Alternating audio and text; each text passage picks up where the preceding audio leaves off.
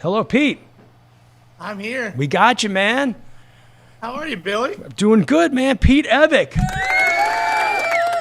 a while. Some applause are going on right now. All right, Pete, I would like to introduce you to my very good friend, Brad Slitt. What's up, brother? How you doing, buddy? It's he's an honor to be here today, man. He's a local legend from Cleveland, you know, grizzly old veteran rocker like myself and like yourself as well, right? Veterans now, is that what we Veterans, yeah.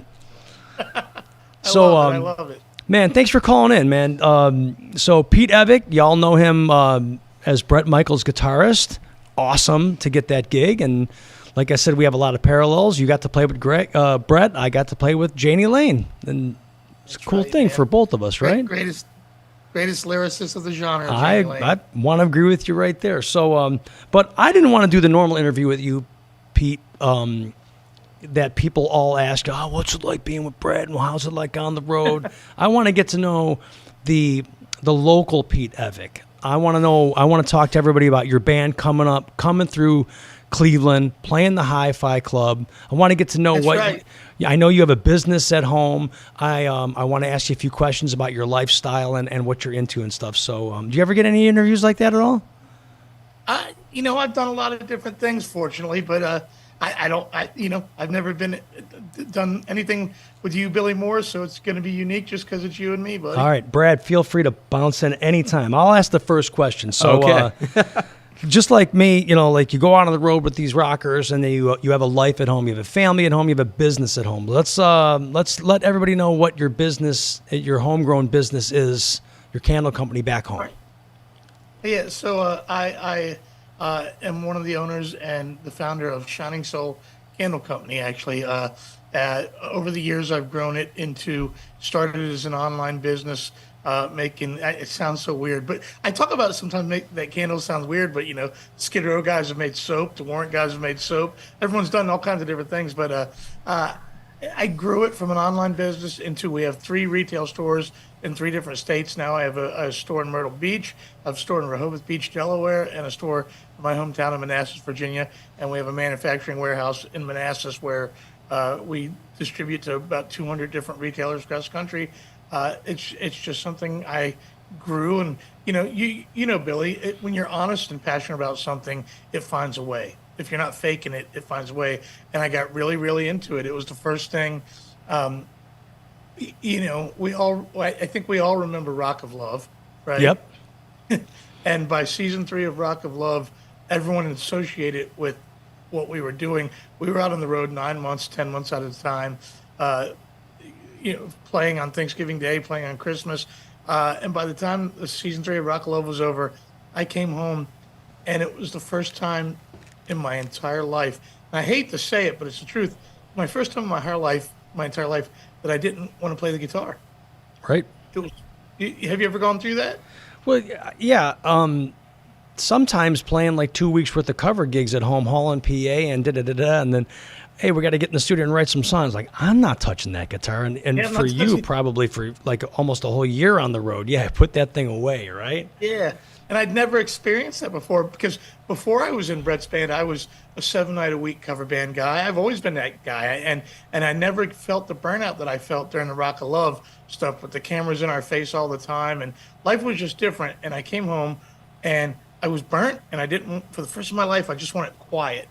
And I lit a candle one night, and I just kept staring at it going, I've never had a hobby. I don't play any sports. I don't do anything but play guitar. There was never anything else. And for some reason, my brain just went, I wonder if I can make a candle. And like 3 days had gone by, and I hadn't showered or done anything coming off the road. I was just crashed my house, and I went into the hobby store. And I remember walking into the hobby store looking like death. You know what it looks like. Oh, yeah.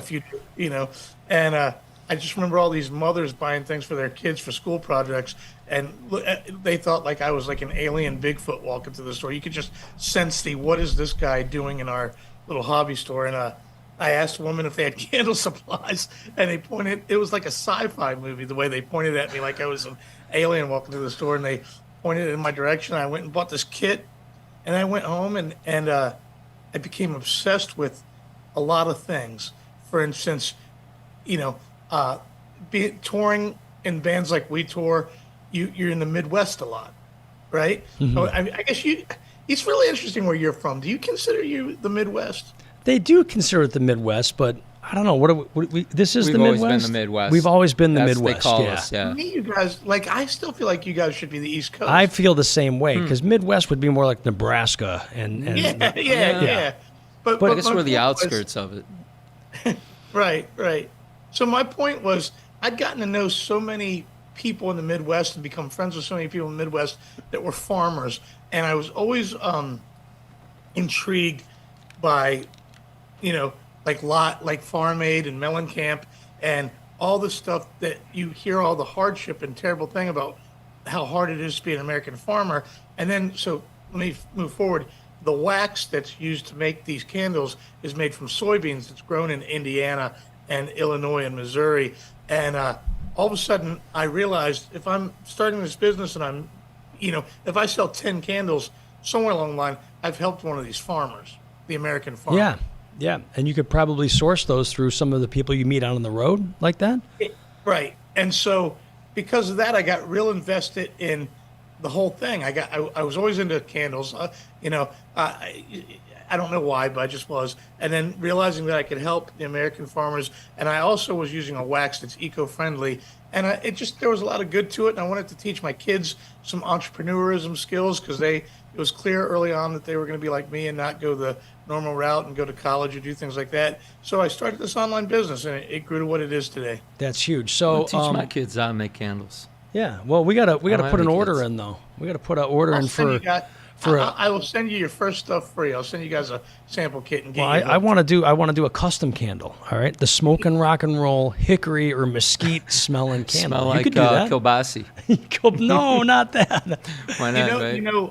First of all, I've done Kiss licensing. I've licensed Def Leppard, Aerosmith. I do a Twisted Sister candle. I do a Warrant candle. I've done a Debbie Gibson candle. I've done a Striper candle. I've done custom licensed candles for all these different people. Billy, if you're serious about it, Oh, we're gonna do it because this is the year we're gonna start out. Doing some barbecue sauces. Yeah. Last week we had Tim the Ripper Owens on, and he used to own cool. a wing restaurant, Ripper Owens Yeah. Tap House. And a couple of years ago, I said, "Hey, man, I want to put some of your barbecue sauce out." He goes, I got somebody working on that. Well, you know how that is. It never happened. Now he's like, "You make it happen, we'll make it happen." So let's talk about that down the road. We'll do a smoking rock and roll hickory or mesquite flavored candle. I'm in. Flavored I'm ready. or scented? Scented. Yeah. Or you can eat it. Yeah. I think I ate candles when I was a kid. I remember being at a candle shop once, and they literally had like a 2x4 smelling candle. There's some. I have Really? You do have that? Well, I've been requested over. This is my 10th year doing this now, believe it or not. That shows you how old Rock of Love is, just to give you how the time has gone Yeah. by. But we've had some incredible requests. I've done black powder candles. I've done racing fuel candles. I've done plywood and 2x4. People request some interesting things. I have a candle that somebody bought me. If you're familiar with two-stroke racing fuel and oil, there's a company called Klotz, Klotz, and they got me a candle, man. It smells like you just started a dirt Really? bike up. It's one of the Wow. best smells. That's That takes me back to my youth, too. That's you know? crazy. Yeah. Yeah. Have you ever done a pot scented candle, Pete? Oh yeah. Yeah. Actually, I could see actually, that. we kinda do cool. it every April. We only come out with it on April April. We sell Fools. it on the one day, Yeah. 420, and everyone goes crazy. And then we have it. And there's several different fragrance providers that make the candle or make that fragrance, and they're all slightly different. And we probably went through 20, 25 different versions of it before we got something that we thought was right. Right on. So something that you can, live through, fall back on when the music career slows down, if it ever does. Doesn't seem like it's going to anytime soon, though, huh? We're doing a lot of things. I mean, I'm sure you've heard the announcement of the Party Girl tour this year. I saw that, yeah. We're Brett is a solo artist. We're headlining the Sheds. Started out with 12 of them, Live Nation, Night Ranger opening up for us, and then Jefferson Airplane. And then actually within our set, Mark McGrath from Sugar Ray is going to come out and play with us, and Steve Azuri, former singer of Journey, is going to come out and play some songs with us. Nice. Going to be doing Don't Stop Believing? Oh yeah. Yeah, of We're doing course, Don't yeah. Stop Believing, Faithfully, Separate Ways, and Stone in Love. Sweet. So, I like okay, the let's... last tune. You only like the last tune? Only the last. I do like Journey. I do, man. I like Wheel in the Sky. You know, I like Anytime. Well, you great know, tunes. the Journey Stone One's songs, great. the ones that we like, are cool. But the ones that you have to play if you're in a cover band, you have to play "Don't Stop Believin'." You just have to. It's like almost the guess. last song of the night. I don't understand. Like, I do. I mean, I get it. I see the progression of how things have gone, and the fact, like you said, that everyone has to play it. And if you don't, the audiences are disappointed. But You don't need it. when I get, dude, when I give my opinion, it's like out of there. You know, it's out of left field. That's why I was never a copy band guy. True. You know, He's it's not always my stuck thing. to his guns. He's always It's been an not my original, thing, original man. artist. I can't be a sheep. As a cover artist, do you cover Sweet Caroline? You ever do it? I've never done it. I've never done it covered that either. at karaoke places quite a few times. I've never done it. And I played this last year at a island outside of Cleveland called Kelly's Island. You ever heard of it? It's like you have to take a ferry over to it. It's like a party island. I know Put-in Bay. Put-in Bay, same, right next to each other. This one's Kelly's Island, little older adult. Put-in Bay's a little more party kids. I used to, before I was in Bret's band, I used to play Mr. Ed's. Mr. Ed's, yep. Yeah, all the time. Play behind the bar. Yep, crazy. Yep. And then he had one on the island. Yeah, Or on the Port mainland. Clinton. Port Clinton, Yeah, yep. and so we would play that and then go to the next one the next day or whatever. Yeah. So I'm playing Kelly's Island at a bar outside, and this lady comes up. She's like, "Oh, excuse me, can you play Sweet Caroline?" I'm like, "I'm sorry, I don't know that." She goes, "You don't?" I'm like, "No, I don't do that song." She goes, "Well, you suck."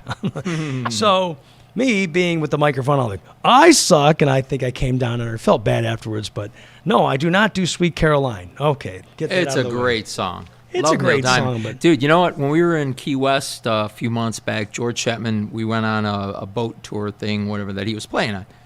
And on the spot, I said, "Dude, do you know Shambhala by Three Dog Night?" yeah, One he of my did it. favorite songs. He did it, dude. And he's like, "I'm going to learn it right now." And he did it, and he sounded great. You know, he's like, "I'm going to put that in my set. I'm going to learn it the It's a right great way and do song. it." Three Dog Night's coming to the MGM. You Are they? guys played there. MGM in Yeah. You guys played there a lot of times. You know, you mentioned Key West, and you were talking about someone saying you suck. I have the funniest "You Suck" cover band story that happened in Key West. Actually, perfect. there's not Sloppy Joe's, but there's a bar across the street from Sloppy Joe's on Duval Street called Dirty Harry's. Have you ever been Heard there? of it? I was just there a couple months ago. Yeah, so that's the cover club that I used to play.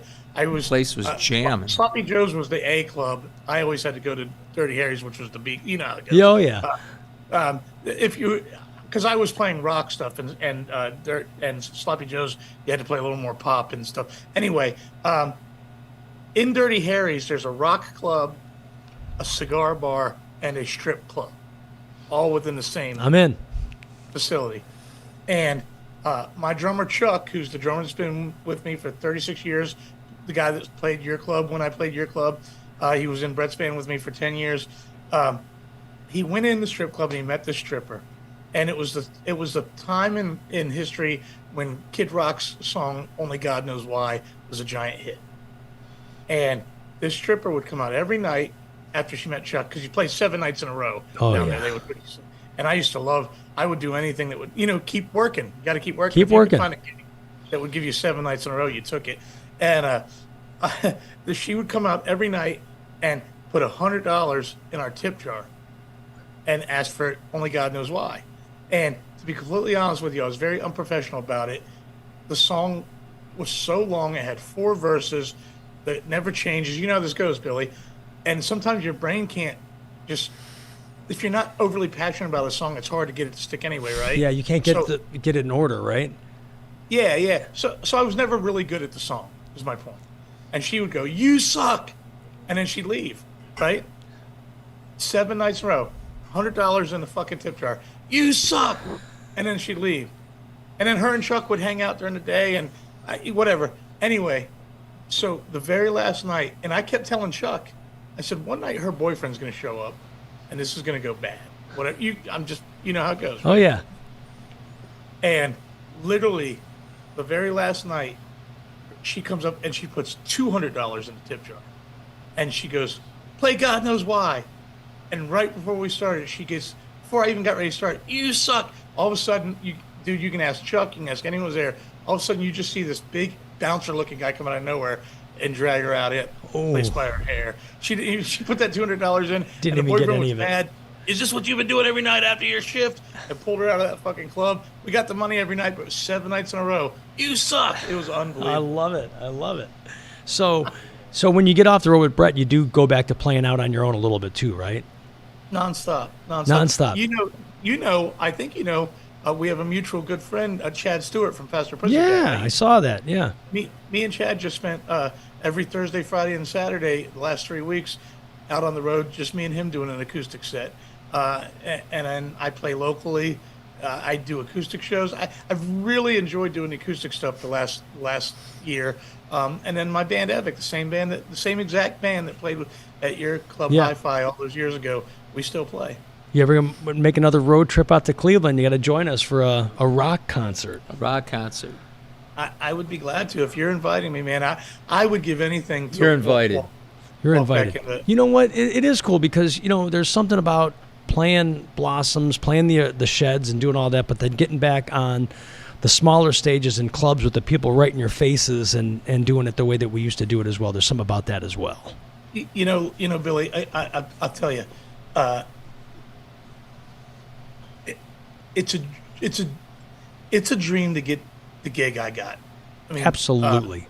It's a fucking dream, and I remember for the first couple of years, Dawkins would open up for us all the time, and Don would almost kind of haze me, and then one day he just gave me a big hug and he said, "Well, it's a couple of years later and you're still here. You're doing good, kid. You got a good gig," and I'm forever grateful that I had the opportunity because I don't know if you and me have ever discussed. I played Poison songs in my high school talent show. Right. Yeah. So, and I was, even though I was a cover band of my own, I wasn't really one of those guys looking for other gigs. I always said that I would join Poison if the opportunity came, or I would join Van Halen if either Sammy or Ed quit. But that's never going to happen. I couldn't get either of those versions. Right on, yeah. But to play with Bret was the unfortunate thing. Because a lot of people joke about it. That movie Rockstar is really my life. Even though it's kind of a corny movie, I ended up maybe not in Poison, but for 20 years I've stood next to one of my childhood heroes. And let's be honest, even though it was supposed to be David Lee Roth, Bret he's the king, frontman Yeah. Mm-hmm. of our genre. In fact, one night Eddie Trunk was out seeing my band play, and he goes, "Oh, Pete, I didn't have any idea you're such a great frontman." And I said to Eddie, I've spent, at that time it was 15 years. I said, I've spent 15 years next to the greatest frontman on the planet. If I wasn't a good frontman by now, I sorely did something fucking wrong. It is so parallel about exactly what I talk about, because yeah, I'm sure. when Tell me. I saw Warrant, well, I knew Janie before Warrant. He was in Warrant, but before they were big. And I was introduced to him at a club in Kent called Filthy McNasty's. Might be a little bit before your time. It was a metal club, and he was there. And my friend Jeff Hare said, "You see that guy over there? He's gonna be a rock star someday." So he introduced me. We became friends, and I watched Janie come up. And if you would have asked me back in the day, what band do you want to be in? I want to be in the band Warrant. I want to be in the band with Janie Lane. So, and then I stood next to Janie Lane, who is also right on the top level of frontmen for concerts and stuff. Right. And now, he told me, and because Bret lives by this as well, everybody's coming to a party. Bret and Janie, they're the hosts of the party. They need to make the people feel good. So when I'm fronting a band, I'm Janie Lane Jr., man. I'm running this show. That's what it all is, man. It's running the party and making sure people are having a good time. You gotta get up there and get people to lose their minds. And if everyone's losing their minds, everyone's having fun. Yeah. They're there to let go for a night, for a couple of hours, and have fun, man. Yeah. And get away from reality. Right. And you got a front row education that no one else could ever get. And you and I did. That's why I said you and I are so parallel on that. I stood next to that guy for years. So my point to my story was, I've gotten to do these amazing things with Bret. Because of who he is, and he's constantly reinventing himself. I've played at the Playboy Mansion. I played in front of 125,000 people under the arch of the St. Louis Arch. I've been to Iraq. I've played in Saddam Hussein's palace. I've done all these amazing things.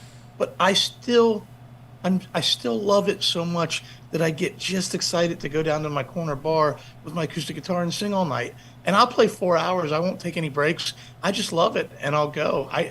If it's in you, it's fucking in you, man. It's in you. I mean, it's in us. I mean, I got it in my genes. My father's a lifelong musician playing. He's 80 and still playing out to this day. So, are you kidding me? Yeah. I've never known that. Yeah, he's Eddie and the Edsels. Eddie and the Edsels are a 50s, 60s oldies band from Cleveland. And I'll tell you a story. His very first guitar was a 52 or 53 Les Paul Gold Top, the first year it came out. And one year, when he's teaching me, I'm picking these Eddie Van Halen licks and stuff. I'm like, Dad, what guitar players did you copy the way I'm copying? He's like, there ain't no guitar players back then. I was copying saxophone licks, you know? Right on. You know, my dad played lead guitar on stage with B.B. King as a teenager. B.B. King brought him up on stage. He got to play. There was a local show in town. It was the regional version of American Bandstand called the Upbeat Show. And my dad was the house guitar player on the Upbeat Show, and all these famous bands would come through, and he'd back them up. And I was a little 4-year-old kid running around the studio. It was you know. Yeah, right. I've come You up hung out with at the Upbeat show? Yeah, my dad was the house guitar player. When the Raspberries and everyone was there? Yeah, Don Webster. Yeah. Yeah. So, and then I always proud to say, been other holding than smoking rock and roll, I've never really had a day job. I've always just supported myself since 14 years old. I've been playing out, making money. I remember working. Nick and I saw your dad, saw Eddie and the Edsels at a carnival or something they were playing. Nick goes, you know, that's Billy's dad. I go, no, get out of here, man. He goes, yeah, he's the Eddie, whole family. man. It's all brothers. It's called the Morris Brothers. So, Oh, that's crazy. You know, I wanted to touch on something about Janie real quick. And I think that I opened up for you guys several times at a club called Jack's in Springfield, Virginia. Jaxx. I was on the way here. I was thinking about that. It was at Jack's. Yeah. Yeah, several times. In fact, if I remember correctly, at one point, I go so far back with the Warrant thing. Anyone ever asked, and I think I've told you before, I am probably as big a Warrant fan as I am Van Halen, Bon Jovi, and Poison. They're always in my top 5. And Brett actually, he'll make fun of me, not in a bad way, but anytime we play with Warrant, he knows that I'm on the side of the stage watching Warrant. Yeah. And he'll make one of my band or crew go get a picture of me. And he always has pictures of me watching Warrant, fanboying on him.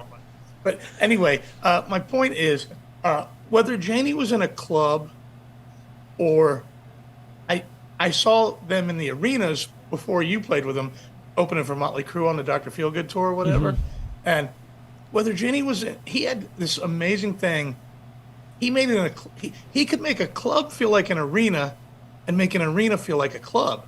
It was very unique. Yeah. You felt it. He was such a. It's a good analogy. I like that.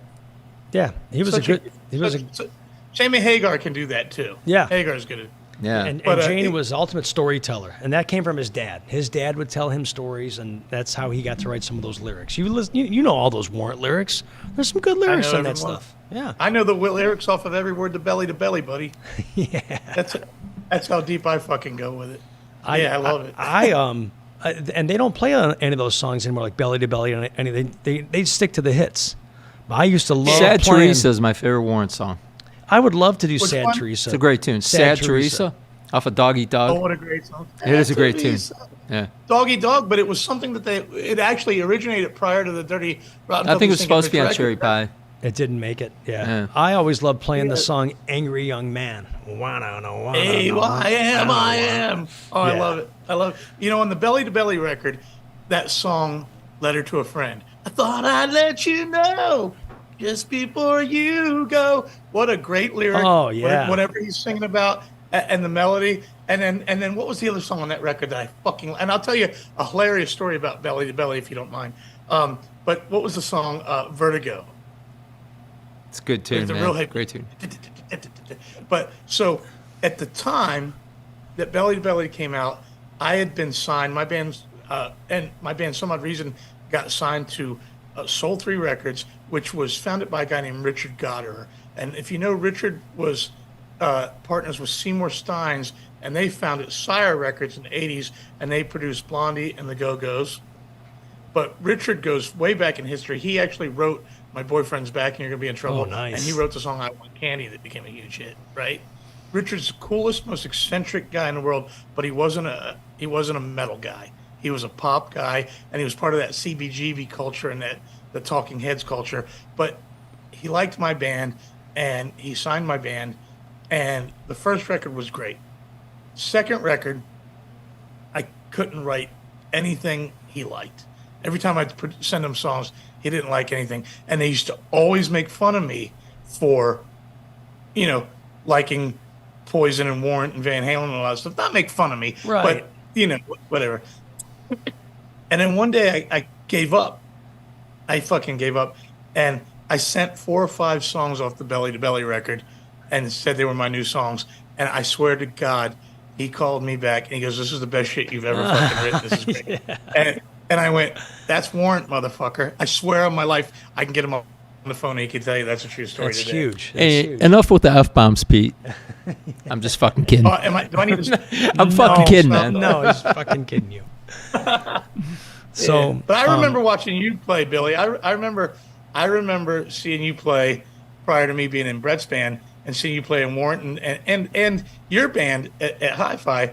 And you're just such precision. You're such an amazing player. Thank you so I know much. I've told you this years ago, but you just made it always look so easy and cool. And I'm happy to be doing this with you and talking to you again, buddy. It's great. I appreciate you saying that. It means a lot because, I sit back and watch you taking on the world, man. Like you said, you've played some really cool places and you're no end in sight. And, you're playing with the top frontman from the 80s glam metal scene. He's the top frontman. Yeah, no end in sight. Hey, but you're going to Australia. I am. Australia with Tough. And you know what? I tell you what, I been there really before? enjoy playing with Tough. Stevie Rochelle, he's another party hoster right there. He'll get out there and host that party like nobody else as well. So we're going out there. It's going to be a Stevie's good great. time. I really like Stevie that dude. is I consider Stevie a friend, a good friend. I speak to him a lot. I don't know if he tells you or has ever spoke to you, but we have a lot of conversations, and I look up to him and respect him. He's so fucking honest about everything, and there's no bullshit with him, and he's a pro. He's a fucking pro. Absolutely, on everything yeah. he does. You're right. And- From behind the scenes, too. I mean, this Australian thing, he's got every base covered. He's texting us every day. Post this, do this, go get this taken care of. Did you get this done? I need your passport. You're right. He's a pro. Yeah, he's killer, and I'm excited that for him that you guys are going down there. It seems like, have you ever been to Australia? Have you Never done that been to yet? Australia. None of us have, so it's going to be a eye-opener for us. We're looking forward to it. I've only done it once. I was very fortunate when Poison and Motley Crue were touring together. The Poison guys don't like to go overseas, so normally when a tour goes overseas or out of the country, the solo band gets to go instead of Poison. And when Poison was 10 years ago, when that first time Poison toured with Motley Crue, we went with them to Australia, and it's stunning and beautiful country if you're into the land and just seeing that kind of stuff.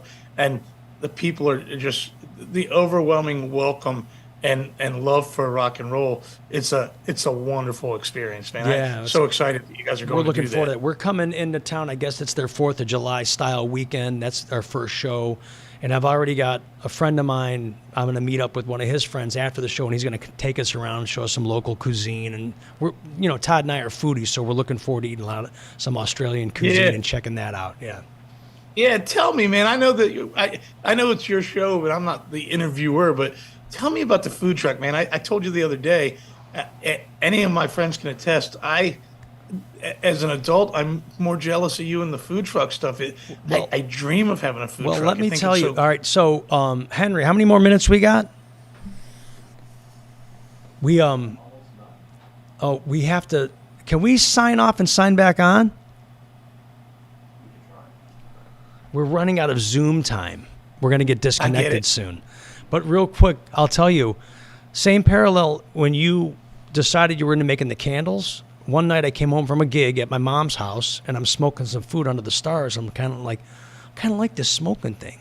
Maybe I'll start a company called Smoke and Rock and Roll, where first I smoke for you, then I rock and roll for you. And Yeah. there was For original real? thing was going to be, it was just going to be a party service. One time I came home from a gig to my mom's house. I smoked some pot. I thought I should smoke some pot and then smoke some more pot. Not me. I did. But and it started off with a trailer smoker. We were doing parties with trailer smoker, and I'm a wheeler and dealer. Craigslist. I found an old Cleveland Public Library truck, $40,000 there to get a food truck. Bought another one, made another food truck. Had to do dessert, have an ice cream trailer. Had to get a commissary and a studio. So we're fully invested, man. It's a full-time job, man. It's something. That's amazing. But we have passion for it. It's a good time. Yeah. It looks great the way you put it on. What I see online just looks like it's the coolest time in the world, man. Yeah. Well, we're going to have to, we're checking out in like 2 minutes. I want to get you back on because there's so much more I wanted to talk to you about. But we want to, I talked to Todd. We got to figure out your favorite style sandwich or meat or food. And we want to do a Pete Evick special this summer on the food truck. I'm a Jamaican jerk type of guy or Mexican stuff. All right. So- Well, we're going to talk about that. So, Is there 1 minute that I can tell you something very yeah. important? Well, let's go until they kick us off. Yeah. I want you to hear this 100% truth. Is anytime that me and Brett have a whether we're joking or it's a heated moment where he's going to fire me or I'm going to quit, it's always I will text him your number and I'll go just fucking call Billy or if he's mad at me, he'll go give me Billy's number, and that's our joke. I want you to know. I love that. That means so much to me. That's huge, man. Well, Yeah, it's always just yesterday. Me and him were talking about something, and I said, "Man, something happened," and I said, "We were joking, no fight," but I was like, I'm gonna quit this band." He goes, "Just get me Billy's number before you go." I love it. We'll leave it with that, man. Pete, it was great having you on the show tonight. We're going to do it again real soon. We didn't even scratch the surface, man. We Yeah, had man. so much more What to an talk honor, about. though. Thank you, guys, man. Thank you Anytime too, I Pete. can come back. You got it, man. Pete Evick, give it up for him. Yeah. Peace out, Pete. Pete, we'll talk to you real soon, man. I'll call you back. You got it. All right. Pete Evick, huge.